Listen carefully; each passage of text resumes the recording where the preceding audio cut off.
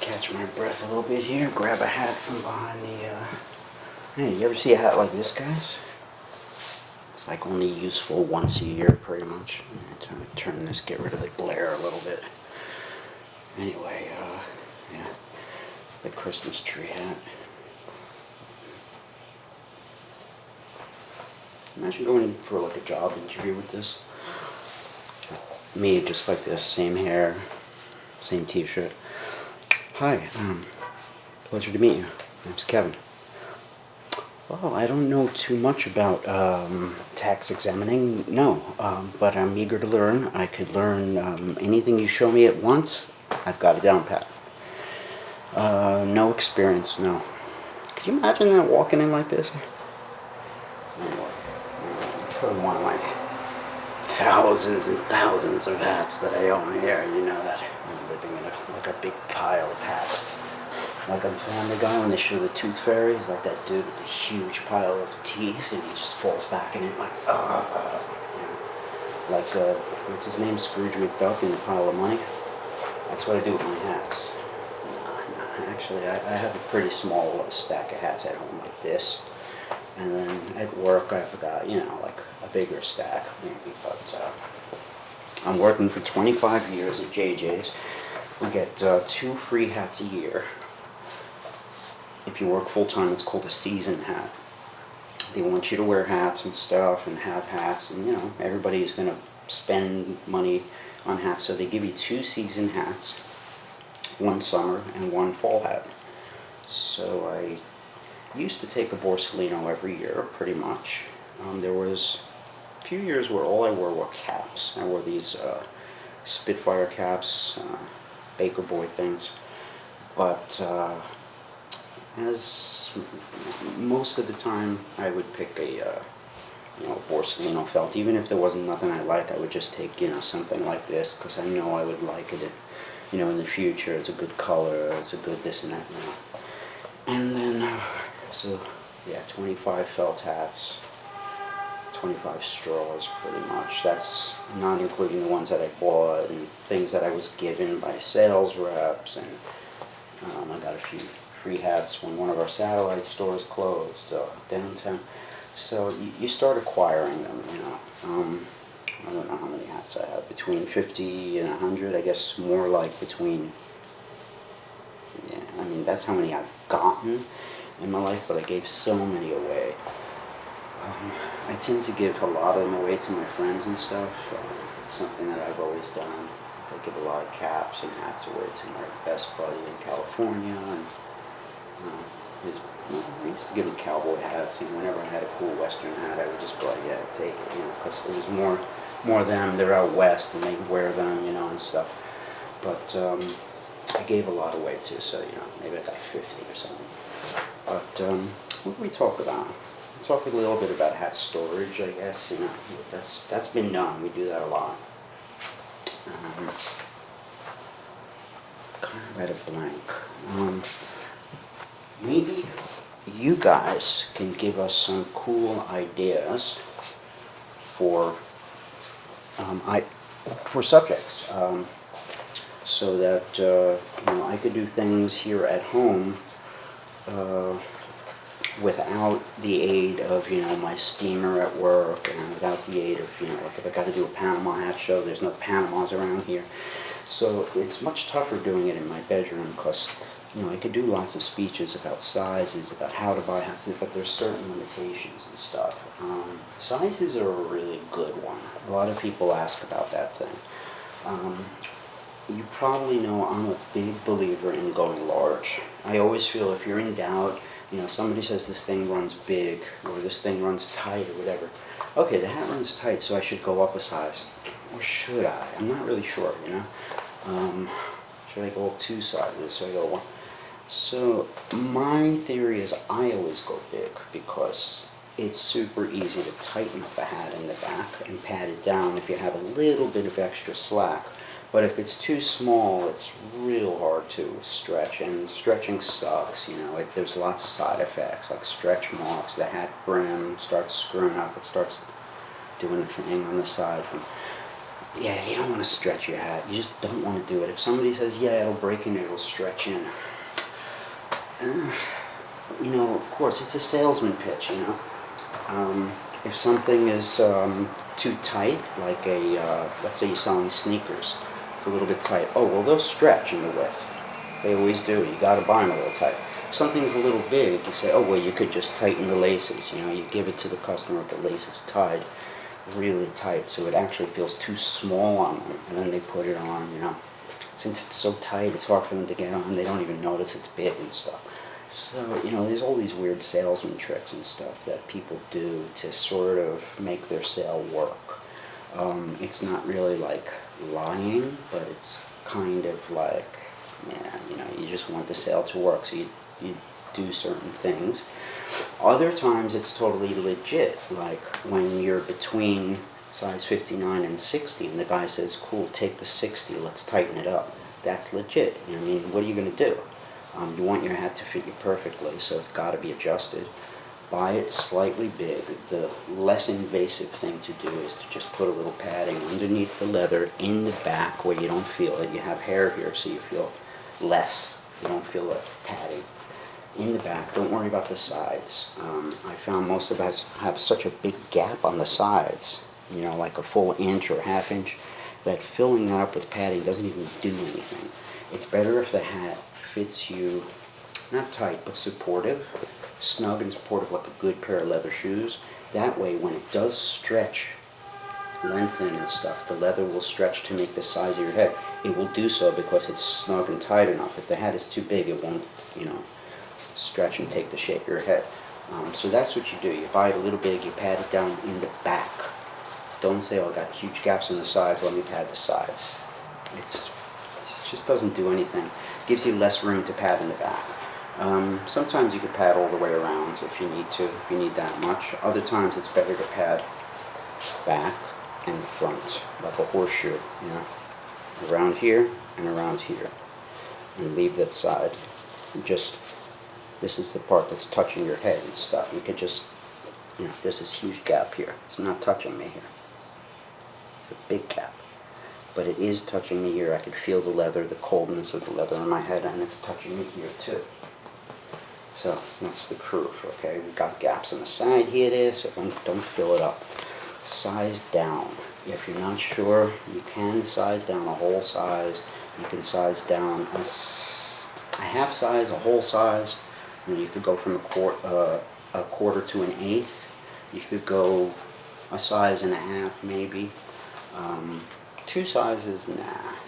If you're doing extreme stuff like that, then you got to put you got to use what they call sweat wicks, which are tightening pads that have cotton, like a cotton pillow on one side, and a sticker on the other side.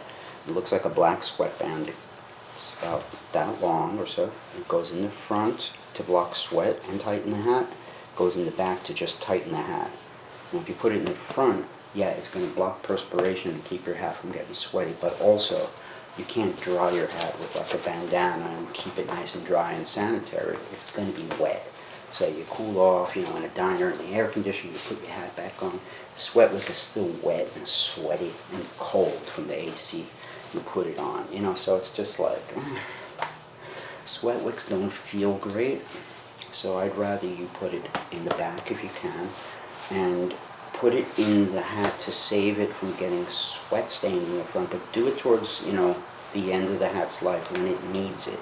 As soon as you see the first bit of sweat peeking through, put the pad in the front. Okay, that's what you do. If you do it at the very beginning, you're not going to have a leather sweatband against your head, and you're always going to have this, like, you're always going to have to change that pad, like, once every, a couple weeks, once a month or something. They get funky, bacteria and this and that, and itchy. So it's good to have a nice leather sweatband that you can dry with a, like a bandana or something. You just kind of, you dry it off. It's clean, it lasts for decades like that. The sweat wick, yeah. If I have a straw hat, I know I'm going to sweat right through that baby pretty quickly, maybe even on the first day. There's no leather band in here at all, it's just a ribbon. I'll stick it in the front. Maybe I'll take the first couple of days and I won't wear it just to feel it without a sweat wick. Yeah, that hot, wet sweat wick, it feels like crap. So, yeah, put the sweat wick in the back if you can. If you're doing sweat protection, you do it in the front. You could just change them, they're $5. Or you could buy them on Amazon, they're much cheaper by the case, by the box. They're called Cap Ban New. C-A-P, Cap Ban, B-A-N, New, N-U. Cap Ban New, like Cap Baloo. Cap Ban New. And they have two thicknesses, a terry cloth type, which is extra thick. I recommend not getting that. Get the regular thickness and get it in black. The white looks dirty and funky with your sweat. The only reason you would get white is if you're doing it on a very clear, kind of transparent Panama hat where you might see the black showing through from the outside. So if you put black, sometimes you'll see black, from the sun. Otherwise, just buy black. The white it looks funky and dirty and disgusting after like one day. So you don't want people looking at your dirty sweat and makeup or whatever, Get them in black. We sell them for $5. We'll just stick it in an envelope, get it right out to you. We call it sweat pad. No, we call it sweat bands. If you go to jjhatcenter.com, just www.jjhatcenter.com. Now, I remember when the internet first came out and all over the radio you were hearing www.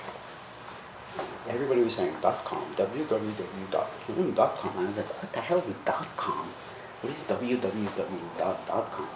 Finally, I found out what the internet was. I was like, okay, that's cool. That's how old I am. Remember when we had like transistor radios and stuff, and black and white TVs in our room. You only had like the color TV in like your parents' room, or like in the living room. So these little black and white things with like antennas and stuff, and you put like tin foil and you move them around. And they had VHF, and you can get cool, weird underground shows on VHF, like Uncle Floyd. Anybody remember Uncle Floyd? Yeah, from New Jersey. Uncle Floyd was the man. Walking out, Woogie. Yeah, making references you might not know about now. But yeah, Uncle Floyd Vivino is a legend. I think he's related to Jimmy Vivino, that late night musician guy. I've got this Stetson bandana as part of the swag given out to people as soon as it's safe to go back to the post office. This is my personal one, but I have some of these to give out. Got a few things boxed up for Mikhail, somebody in Austria, somebody else, maybe Jim. But I haven't been able to go to the post office. I just don't want to risk my life going online at the post office to get these swaggies out. So when the viral mania is over, I'll get to it and stuff. Now, about size. Always go big, but there is a time where you don't want to go big. Okay. Going big is also going to give you a little bit of an oversized, baggy look if you go too big. So let's say I'm right under 7 1/4. 7 1/4 feel just too tight for me. So usually I go for 7 3/8. So I pick 7 3/8, and 7 3/8 looks all oversized and stuff. But 7 1/4 is almost fitting. I'm getting the tiniest bit of pressure just in the front because I'm a long oval. Here's an example where the 7 1/4 is going to look more tailored and more gentlemanly, like the way Stetson intended their dress hat to look, or Borsalino, whoever you're buying. And the 3/8 is going to look oversized and baggy, like the way Kevin wears his hats. It's kind of funky wearing it a size or two too big. That's not what I'm talking about. I'm talking about padding it down to the right size, to the perfect size for you, not wearing it oversized. Some people will go 2 sizes oversized or 3 sizes, like me. I do that. I wear like a 61 and my real size is like a 59. I go 2 over. One size for safety, you know, which I say always go to the higher size, not the lower, and the other size to give me a baggier look. Sometimes I even go up 3 sizes, which is kind of weird. But I do it for this funky look. Now, not everybody wants funk. A lot of people want a tailored look. They want that GQ magazine, you know, handsome guy wearing a fedora with a suit, you know, looking like $1,000,000, you know. Good haircut, nice shave, beautifully designed hat, simple but elegant color, you know what I'm saying? And a well-tailored, I don't know, suit or blazer, you know, nice clothes.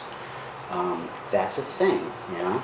It's much more of a thing than the funky, oversized, you know, rock dude wearing his hat kind of, what do you call it, ironically or whatever. You know, that's the way hats are intended to look, tailored. If you're buying a hat and the neck size is not looking tailored and it's looking all oversized, then you have no choice. You have to go for the smaller one. Okay, there are ways to stretch these things that are, you know, less invasive.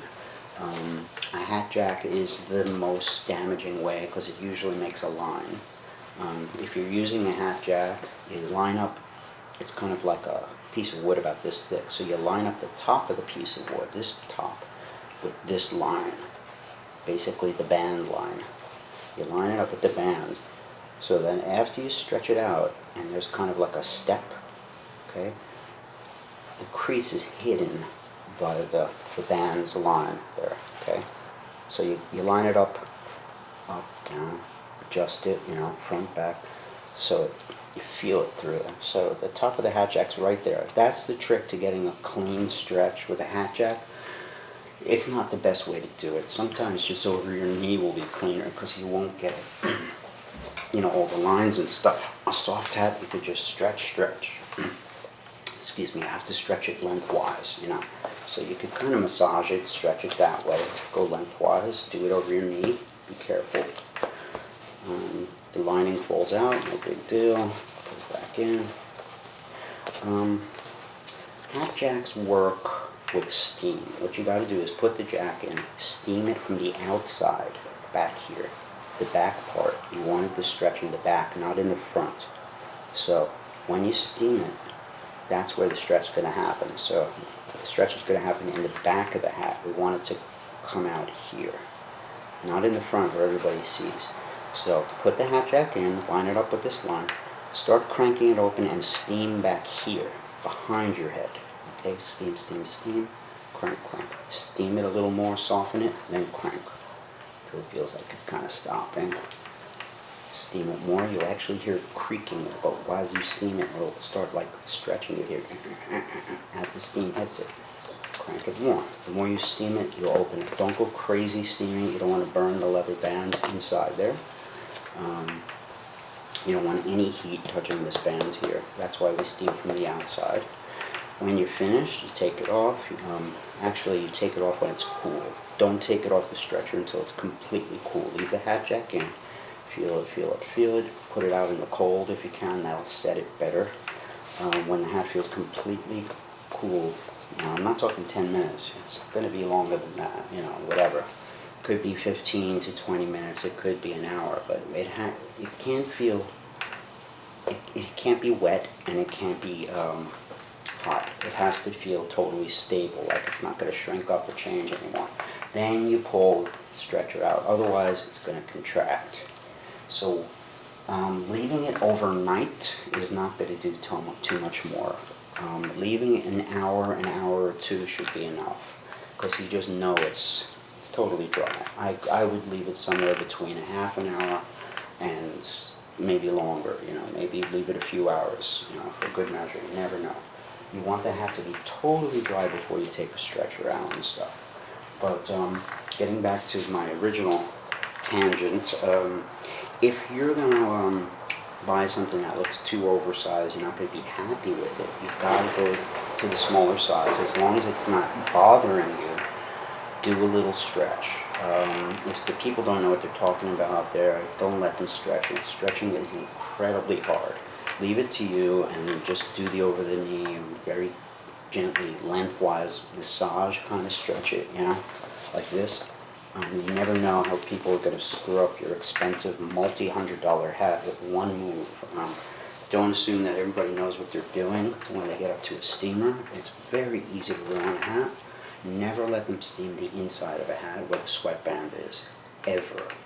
Ever, ever, ever. That's the move of a novice right there. That guy's going to burn the sweatbands and then learn that you don't do that. It's just, you don't do it, you know? Alright, let's turn the effects up for a change, right? Let's see what happens. Turn it up a little bit. I'm going to play with a pick. I've been practicing playing a little bit without a pick. Alright.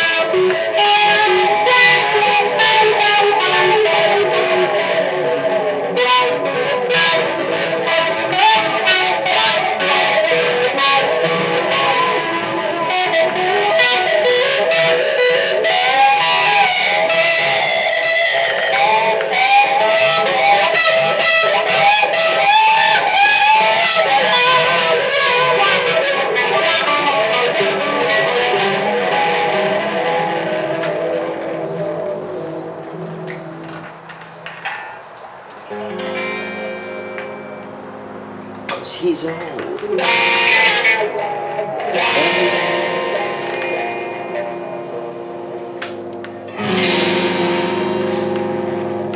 From old Jerry.